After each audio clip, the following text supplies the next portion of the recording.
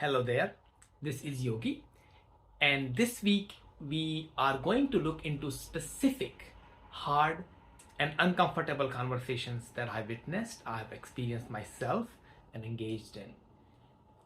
And today we are talking about giving feedback to others. Giving feedback is hard. Receiving feedback is also hard, but today we're going to talk about giving feedback, how hard it is, why we avoid it, and what can we do about it.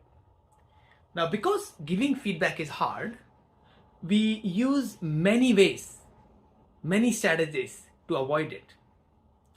Number one, we give feedback very infrequently. In work setting, we might give it every 6 months, every year, to avoid that discomfort.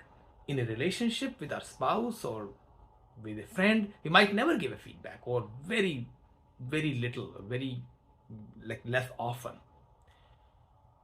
Second thing we do is to do it anonymously sometimes in work settings, or gossip can be part of that. Sometimes when we gossip with other people about somebody else, that could be a way.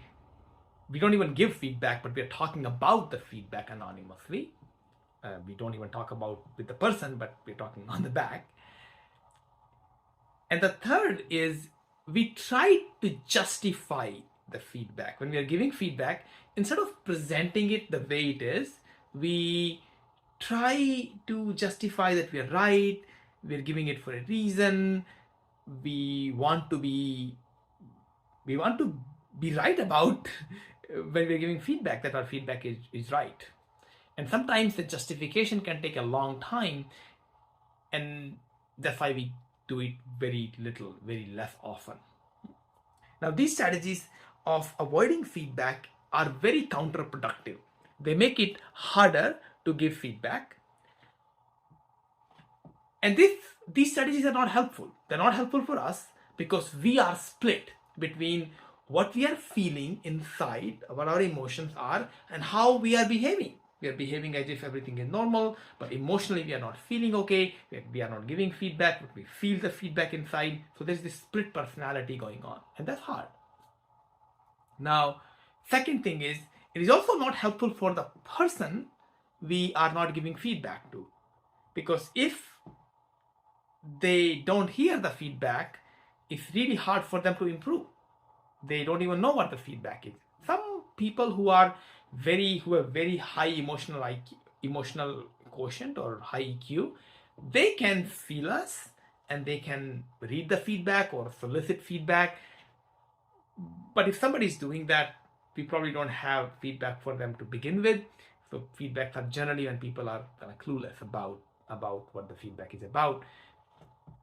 So it doesn't help people improve. And we, in our feedback, keep being right in our mind. Yeah, we are right because the other person is not improving. They're not improving because we haven't even told them anything. Right? So it's not helpful for us. It's not helpful for them. Now, what can we do to make it easier? And the one thing basically that we can do is to take the surprise element away from giving feedback. This is one of the many things I learned in Facebook when I was working there as a research scientist and software engineer, that when we give feedback, take the surprise element away from it. With this, I received a lot of feedback, negative feedback. It didn't hurt it so bad because I knew it's coming. And many times, the negative feedback never made it to the performance review cycle because I heard it, I worked on it, and by the time the review cycle came, I had worked on it. So it didn't even make it to the review cycle. And when we take the surprise element away, it becomes a genuine interaction between the person giving the feedback and person receiving the feedback. Second thing we can do is to remove justification from feedback. Of course, we can give some background information, but we don't have to justify our feedback. We can give feedback without having to be right about our feedback, which might sound counterintuitive, but part of the feedback is about how we feel about the other person doing something, not doing something. And some of that is, technical work, or if they're doing a particular job or not. But a lot of it is also we feeling a certain way about their behavior. And that doesn't have to be right or wrong. We can just give the feedback without justification. And being open to it not being received always in the way we want to give it.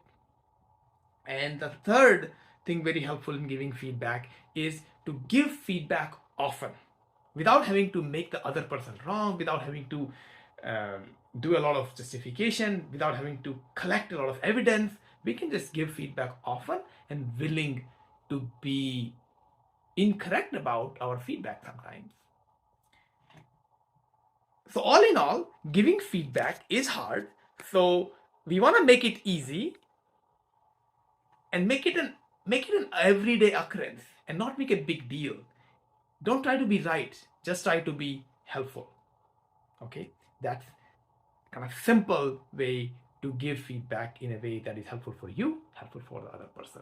I would love to hear from you how you give feedback that has been helpful for yourself and other people that you give feedback to.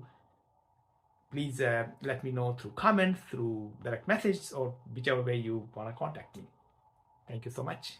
And I will see you in another episode of Yogi's video about this topic of how, or some specific difficult conversations that I've engaged in. Please tune in for the rest of the week for those topics. Take care. Bye-bye.